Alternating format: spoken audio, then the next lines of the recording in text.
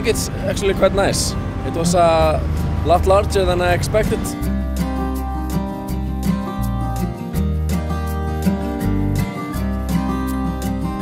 Jeg er vildt imponeret over, hvor meget man kan få ind på så få kvadratmeter, og hvor lækkert det er, og hvor fint det ville være som ung studerende at komme til at bo sådan et sted der.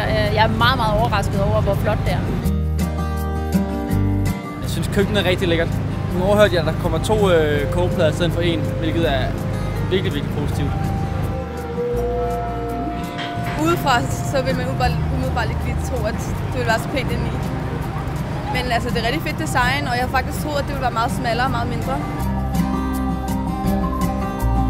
Jeg blev mærke i, hvor stort badeværelset var. Jeg kan huske min første lejlighed, da jeg flyttede til København. Der var ikke engang et badeværelse. Der tog jeg bad på mit arbejde.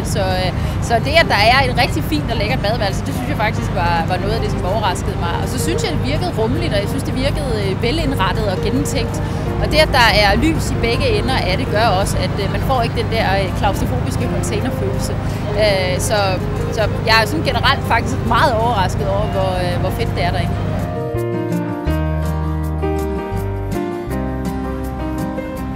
Det så rigtig fint ud. Det så sådan lidt hotelagtigt ud, så det kunne jeg godt lide. Altså, jeg synes, det er en fin pris, fordi at du kan ikke få en billig bolig, når du skal bo i København.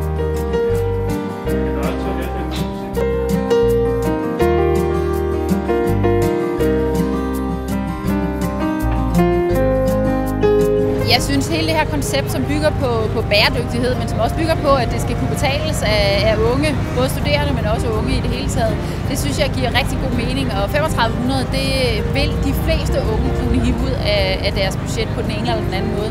Så det er en meget, meget rimelig pris, og det er noget, som kommer til at være et rigtig godt supplement til de tilbud, vi i øvrigt har i kommunen.